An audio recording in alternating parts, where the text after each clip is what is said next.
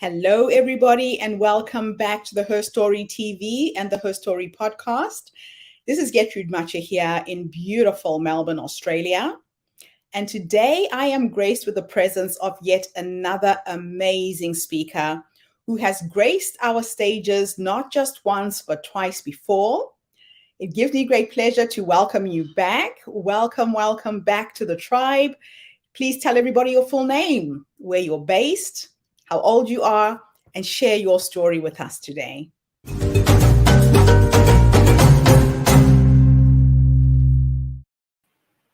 Thank you, Getrude. My name's Eugene Pizzolato, 58 years young, and I'm from Melbourne, Australia. My story started when I was 27, 28 years old, where I went to see a psychiatrist because I was struggling just to live life. I was struggling to be a man, a functional man, whatever that might look like. I wasn't sure at the time. I can remember, it was quite terrifying for me to go to anyone to admit that there was something wrong with me. And I can remember sharing with a psychiatrist, for those who have had the experience, it's 45-minute sessions. They put the clock behind you, so they remind you you've only got 45 minutes. It's quite clinical and quite difficult. And my story was something I'd never shared or was ashamed to share. And on the 8th visit, I finally had the courage to share something that I was ashamed to admit to the world, that that my father actually tried to kill me. And it took every ounce of courage I had to actually just say those words. And the psychiatrist wasn't even listening. And he said, "What did you say?" I wasn't listening. And I just felt, I was like a turtle. I just retracted back into the shell, felt the shame was magnified, and I never went back. And if it wasn't for the lovely lady I was with at the time, I didn't want to be here anymore. It was one of the worst experiences of my life. My story started in 1930. In 1930, if you fell pregnant out of wedlock, the community backlash was awful. The shame, humiliation, judgment, rejection. My father's crime was he was the sperm that arrived to the egg first. That was his crime. My grandmother fell pregnant out of wedlock. And when she discovered she was pregnant out of wedlock, the community reacted, and she then hated my father. And hated is a word that I say very lightly. My father desperately tried to win his mother's love over the years, cultivating to later in life after his father died, where he took responsibility for the family. And he went and worked in the Belgian mines for 3 years, sending all his money back to his mum. And he said to his mum, "Mum, I'll support the family, use half the money for yourself and the family, and the other half save for me for my return." I think anyone would be proud of a son who worked 7 days a week, 3 years straight to support his family. My father comes home, asks for his money, and his grandmother says to him, "How dare you even think you can ask? You're an embarrassment to this family. Wish I'd never had you. There is no money." How does someone respond to that? My father was heartbroken, humiliated, and then out of anger, he bought a one-way ticket to Australia. Meanwhile, on the other side of the country, my mother was being abused by her grandfather and father. She desperately wanted to get out of the home. And the way she got to leave the home was, it was very common back in those days for dating agencies to be formed and set up because people wanted to marry people from their home countries. That's how my mother got to meet my father. She wrote to him for 2.5 years from Italy. And 2.5 years later, in desperation to leave her home situation, she buys a one-way ticket to travel to a country she'd never been to marry a man she'd never met. I call that courage. On her first night in the land of opportunity, my mother rolls over and cries herself to sleep. Why? Because they had sex out of wedlock. So history already started repeating itself. What happened with when my father was born. And then what happened with my mum and dad was this brutal, ugly relationship started where my father desperately wanted my mum to love him, and my mum desperately wanted my father to love him based on their hurts. But my father was not capable of feeling any empathy. How can you feel empathy when the woman who had you blamed you, rejected you, and hated you, and your crime was you fell pregnant? So my father could never respond. So when you're blamed for something that you can't control, and then you add humiliation and abandonment, you create a man who was not capable of feeling. And he went through his whole life in a lot of pain, desperately wanting to be loved and not knowing how to get that. And then eventually what happened, he ended up destroying my mum. He kept her isolated, moving 13 times in the first 13 years. I became my mum's protector. I missed 60% of my schooling from the age of 4 to 16 to stay home and care for my mother. They call that, I think in the medical terms, they call that a surrogate husband. So I was responsible for the emotional needs, never had one friend. We lived this isolated, horrible, horrible life. And I took my role very seriously. I actually felt good that I had something to do, and it was to look after my mum. Wasn't capable. I mean, I don't think any child should do that. Until one day I was old enough to stand up to my father. I can remember coming home and my father and mum were fighting, and my father pushed my mum off a set of stairs as I entered the backyard, and I witnessed this.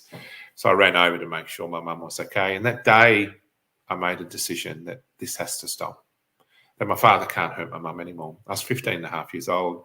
So after my mum was okay, after I made sure my mum was okay, I got up, grabbed my father, grabbed him, threw him up against the wall, and said, that is the last time you will ever hurt my mum. I then walked into the backyard. The shame I felt that I laid a finger on my father, the shame I felt that my father was hurting my mum. I felt awful about my life. I'm thinking, God, what's wrong with this world? Now, here, in the meantime, my father, who was an empty man, already felt unloved. He didn't know how to have a good relationship with my mum. And then here I am, I push up to him and just tell him one more time how useless he was. And he couldn't handle the humiliation. He couldn't handle the humiliation anymore. And so he walked inside and grabbed the biggest knife he can grab, and he comes out. And I can remember looking at my father, and he was in absolute rage. And I looked at him and I thought, I'm your son, you're not going to hurt me, like as if you're going to hurt me. So I stood there. Have you ever felt that level of certainty? So I stood there until he strikes that knife at my heart, cutting my chest as I fall to the ground.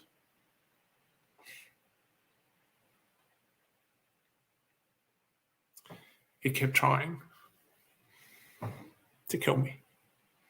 I eventually got away, got to the police, and I shared my story with the police, and they knew all about my dad, which really made me angry. And I said, how do you know about my dad? They said, we've had that many complaints from all the neighbours. And I said, well, why haven't you done anything? They said, we can't, but now we can. 8 to 10 years jail for attempted murder, they said. So the police took me home, locked me up, grabbed my father, handcuffed him to the bed. And my mum called me into the other room and said, Eugene, you will not be charging Dad with attempted murder. My whole life was to support my mother. I could feel my soul leaving my body that day. I'm thinking, this is the day I've been waiting for, so I can stop the abuser. So my mum then supported my father, who just tried to kill me.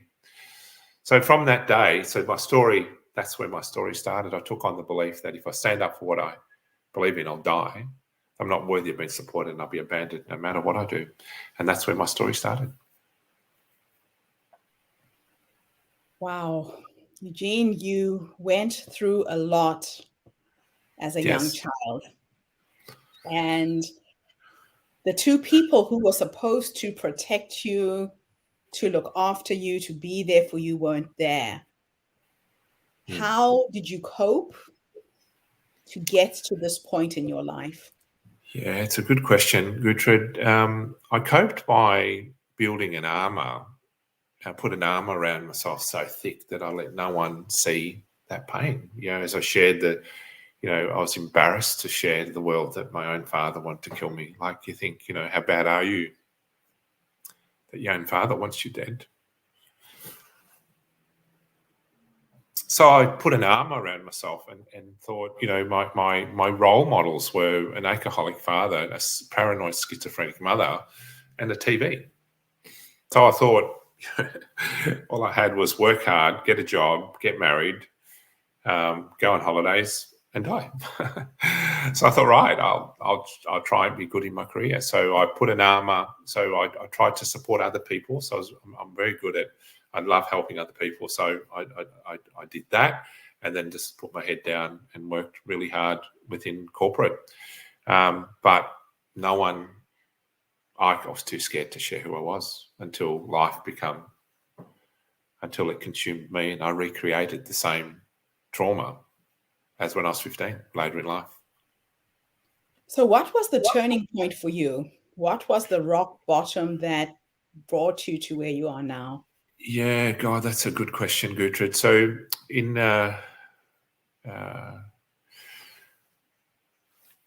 I was a man who was not capable of having healthy boundaries. I couldn't communicate my needs. And so I created, I believed in family, and I believed in, I tried to be the best dad I could be, and I failed. I failed at that because I was not able to share who I was. And so in my home, boundaries were lacking and there was chaos, and I decided to leave after an argument with one of my children. I said, look, I can't do this anymore. Look, I'm going to leave until we can all talk with good purpose and all respect each other. So I left, which was June last year. And then I left feeling really confident that we can all resolve it. And then I received a phone call saying, this is on me. I need to fix it on my own. And then I was really I felt like I stood up for something I believed in, and then I felt like I was abandoned again. And I felt like, all right. And I kept trying from that point to. So I met with all my children, and we sat down and said, look, we need to sit down and agree on how we do this. And it was coming along nicely. And then I found a message to another man, which I'm not a jealous man, but I lost my mind over it and couldn't understand it. So I felt like my whole world was spiraling out of control. And then I started to lose my mind over it. If I could organize my thoughts before, I was not able to anymore. I started becoming scared, terrified of what could happen. And so I went and asked for help at the doctor, and they prescribed me 5 Valium tablets, which I'd never taken Valium. And after taking 1 Valium, they said take it half an hour before, 45 minutes before you go to sleep. I took the 1 Valium. Within 45 minutes, I woke up just sobbing uncontrollably, just sobbing and sobbing. And the pain was just awful. It was the worst. It's like I opened some portal to some deep pain. And then the following day, I woke up. So I fell asleep 3:30 in the morning. I got up at 9 o'clock, and the pain in my heart was like someone was stabbing it with a million knives. It was the worst feeling. So I started journaling, and then I sent 5 messages to 5 people saying I'm not okay. Wow. I almost feel like we need to pause a little bit here. Yeah. It sounds to me like everything you had gone through as a child, all of that trauma just came to the surface. It sounds like you had put a Band-Aid over a septic sore, and just under the surface of that Band-Aid, there was pus. It was there all the time throughout your life, and that one incident took that Band-Aid off and exposed what was really underneath. Yeah, That's a good way of explaining it. Exactly. It was. I would have never admitted I had an arm around myself, but I did, so I wouldn't let anyone in. And then the armor broke, and the feeling I was feeling on this day was identical to what had happened when I was 15. So I felt if I stand up for myself, I'm not worthy. I will be abandoned no matter what I do. I won't be supported, is what came. So I recreated the same energy from what happened. And then after a 6-minute conversation, argument, after a 6-minute conversation, I decided to take my own life. I can't do this anymore. It's too hard. I mean, but at this point, I've done over 3,000 hours of therapy. I don't know anyone who's worked harder than me on myself. And I thought, I can't do this anymore. And I decided, I jumped in the car and tried to gas myself. And the only thing I thought about while I was doing that was to ring the boy I had the argument with, because I didn't want him to be responsible. The things you think about, and then conversation started like that, because I've since spoken to him. Conversation started that I did ring and say, look, I don't want to be responsible. And then my anger projected. I projected anger onto him, and then he put on his mother on the phone, and she's the person I had the 6-minute chat with. And then I unleashed, I think the decision to take my own life, the Valium, and I was stupid me when I had 3 drinks because I needed something to try and numb the feeling. And stupidly I had 3 drinks, and so I unleashed probably everything I've wanted to say that I've never had the courage to say, and I can't recall any of it, but I assume it was awful. And then luckily for me, my son got the police, and I told them I wasn't where I was, but they, I don't know how long after, half an hour, 40 minutes later, I hear the police screaming, "Get out of the car!" And they took me out of the car, and then it's like I didn't know what happened. Like it was all a blur. I was thinking, what the hell just happened? Because I knew I wasn't suicidal, and then I discovered, I went and put myself 3 weeks in a Delmont private psychiatric hospital, and the psychiatrist said I created the perfect storm, just like you said, Gertrude. By taking the Valium, what it did is took away my shield, and it just said, here you go, Eugene, here's all the trauma, deal with it. And I was not able to. I couldn't handle the ferocity of the pain. The thing about your story, Eugene, and what I really love about you is your authenticity and your honesty. As women, a lot of times we don't know what our men folk actually go through. A lot of men have got that armor around them to a point where we don't really understand what's going on in the background. And I think in the sharing of this story, for me, you have shown me another side to men that I had never seen before. A lot of understanding, maybe of my ex-husband. Men put up a wall, they put up a front that they're okay when they're not. Now, you have done a lot of work on yourself. Yes, I have. To get to this point in the last 2 years. Tell us a little bit about that and how you're now helping other people with similar life. Yeah, thank you, Gertrude. So I've been I think I started my healing journey in 1996, and I've done, and you name it, I've done psychiatry, inner child, emotional release, gestalt therapy, body work, cranial sacral, communication skills, anger management, tantra. I really have been a seeker to understand, but there was something missing within. There was something missing within the work of. There's some great teachers, but in my experience, most of them focused on the symptom. And probably the best analogy I can give is if you went into a car repair shop and your motor, then you said, "Look, my motor's broken, I need it fixed." And they go, "Yeah, look, we can do that, but you're missing 2 tires. So there's no point until we fix the tires." When you go in and get help and say, "Look, I've got this issue," no one can see that you're missing 2 tires, or they're not curious to know. And the way I explain it is what all the work has done for me, and what I now bring in my book, in my processes, is I look at the whole human and saying, if your needs were not met and your development not provided, and you had some challenging experiences in your early developmental stages, then your life's going to be difficult. And that doesn't discriminate to anyone. And the reality is none of my needs were met. I had received no development, and I had 13 traumatic experiences before I was 16. So people were interested in the traumatic experiences, but they weren't interested in how I wasn't capable of meeting my own needs and what development I didn't have. I didn't know how to have a healthy boundary. I didn't know how to communicate. Didn't know how to ask. Well, I would never ask for a need because I never had a need met. So what the work has done for me was, and if I use the example, that I mentioned with my father earlier, is people turn up a certain way because there's a story, and you can actually make sense of all behavior. I believe you can make sense of all behavior. And if I look at now, I've forgiven everyone who's hurt me because they were hurt people too. And hurt people until we stop. And now, yes, if people commit crime, they should do their time. I'm fully supportive of that.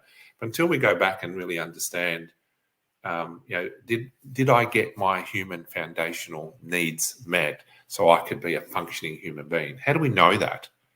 No one actually stopped and said, Eugene, let's look at all of you and understand why you can't relate, or let's understand why this is difficult. I would have loved that they did that when I started my healing journey in 1996, instead of me trying to put all the pieces together. So the blueprint, the work I've created is a blueprint. So there's a fair bit around all the learning is to support. Hopefully the book is, if someone could read the book and they go, okay, well, if he's been through that, then if I follow this process, I can possibly find inner peace too, is the purpose of the book. If I can make a difference to one person, I'll be grateful. Then my life was worth something. But I look at the whole human, and I look at if your needs were not met, development not provided, and you had some traumatic or challenging experiences, then you will be affected in some way.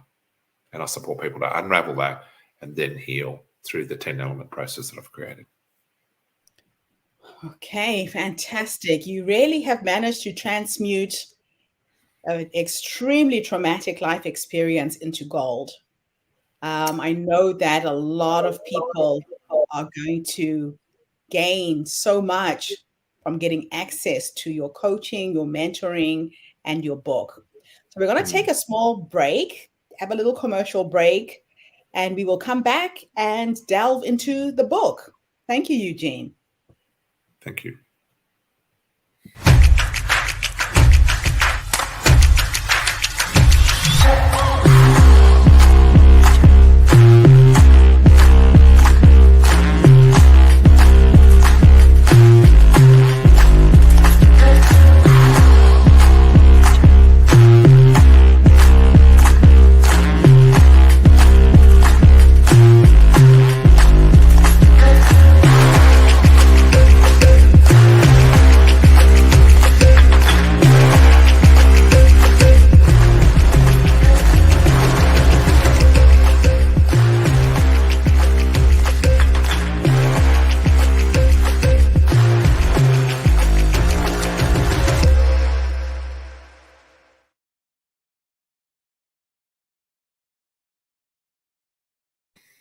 Welcome back, everybody. This is Getrude Matshe here with the HerStoryTV and the HerStory podcast.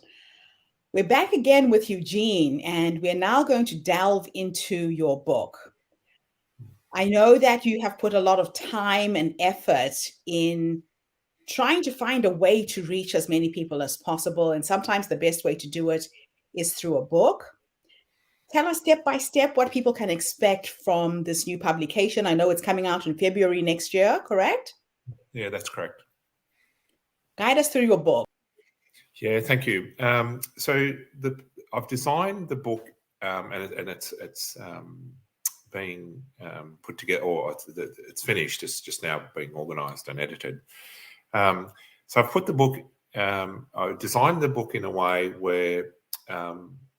The one thing I realised is that when I had the armour on, people couldn't see me, and when I sent 5 messages, I'm not okay, no one came because my arm was so thick. Everyone's going, he's okay.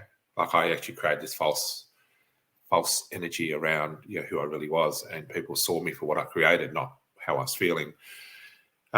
So with that thought in mind, I thought that I want the book to be a true reflection of my story. So I've gone through most of the traumatic experiences I've had and what they were in a really simple format to just share my story. My story was very isolated, so there's not a lot of it's probably as much as I could remember of my story, and I've gone through in detail all the things that have happened. So I just show people my journey from the moment I was conceived to every traumatic experience that's affected my life, including the mental breakdown I had last year, and the suicide attempt. And I've shared the story up until before last year. I've shared the story just so people can go, what did this man experience? And I know my story is extreme, it's awful. Like I even cry reading it. I cry reading my story. It's that ugly. But I do it deliberately to show people that there is a way to freedom and inner peace if you so choose that. And I want to show that if I can do that, then it's possible for anyone if they so choose to want to do that. And then obviously, again, it's up to their choice.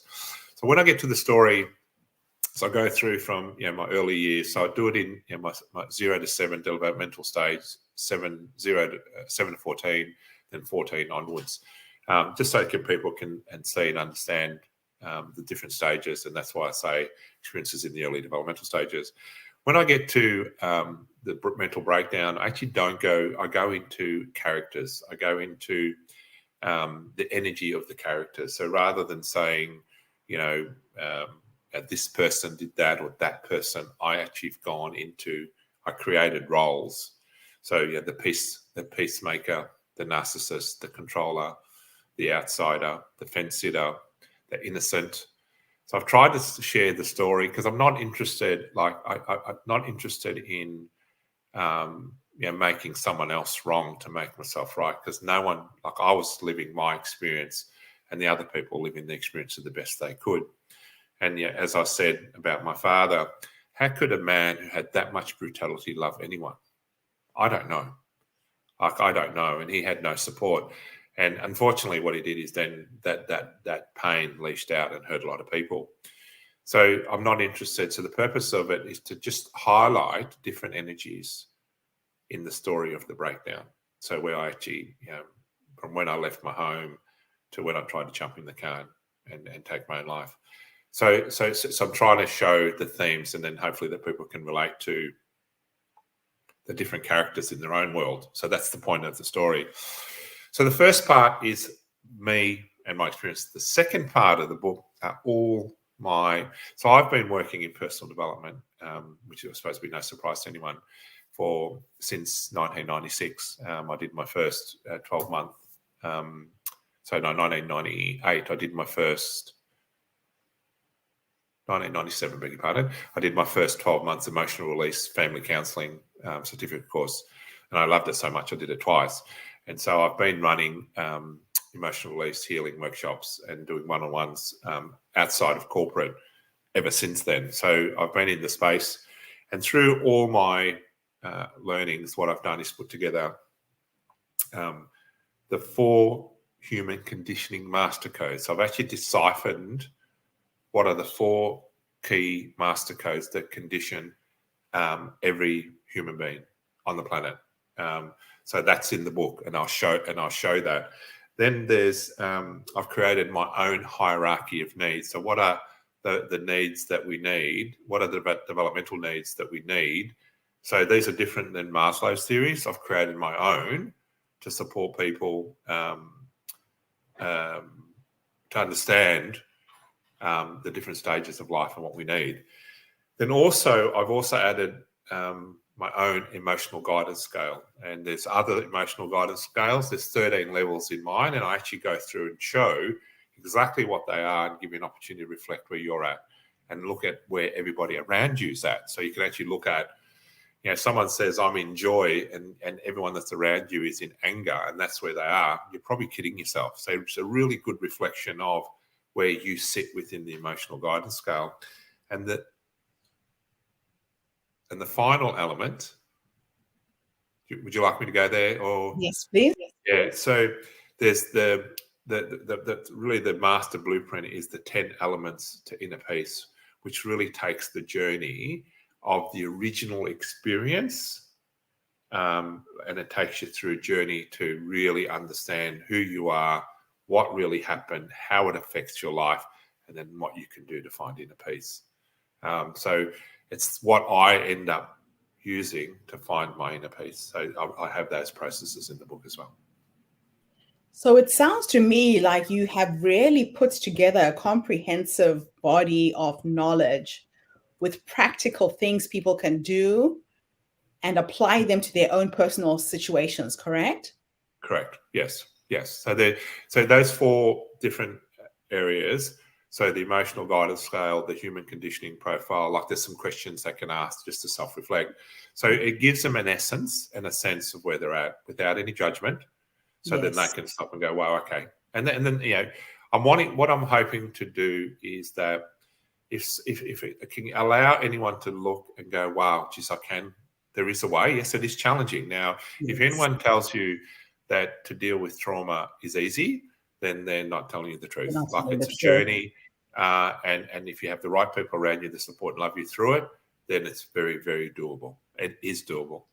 So it's a door opening to an understanding, and they self-reflect in a very, well, it's probably not gentle, depending on what the experiences are. But it does a lot of self-reflection. So what I'm hearing is that you took full responsibility for what had happened. 100%. You didn't blame anyone. No. You took it upon yourself to get yourself back on track and be healthy. I'm going to ask you my last question. Yep. If time was an illusion and I could teleport you into the future, when you're 100 years old, sitting in your rocking chair with your children, your grandchildren, reflecting back on your life, and you could have a conversation with that older man. Yeah. He's guided you to this point. What would you say to him?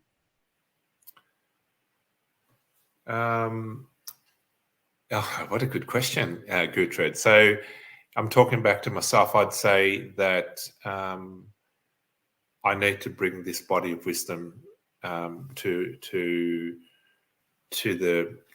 my fellow humans, because I feel there's a stigma around the human condition, and I don't feel we go deep enough, or I don't think we understand enough, and I don't think we love enough. And I think that the message I would say is, get off your backside and share your story. And if it only helps one person, then you've done your purpose here on earth was worth it. Hopefully, it'll support more people. I should stand up and share my story, because if it hopefully inspires other people to heal and find inner peace, then that's what life's about. So get on with it. That's what I'd say. Absolutely wonderful. Well, it's an honor to always reconnect with you, Eugene. Like I said earlier, your authenticity, your honesty, your ability to be vulnerable is one of the most beautiful things to observe in another human being. Thank you for sharing your story. Thank you for bringing light to people who might be listening to this interview, who are going through a struggle, and your story has become the light at the end of their tunnel. Thank you. And everybody who tuned in today, thank you for showing up. Please share this video. The Her Story platform is not just for women. We are women who have partners, who have husbands, who have sons. And when we opened up our platform to men, Eugene was our very first male speaker. And his presence has really reflected back to us what we don't know about the male psyche. So if there's any other men out there who feel that you have a story to share, please come onto our platform. We would love you to give us your side of your story. It's the yin and yang. So Eugene, thank you again for stepping up and being one of the first to lead.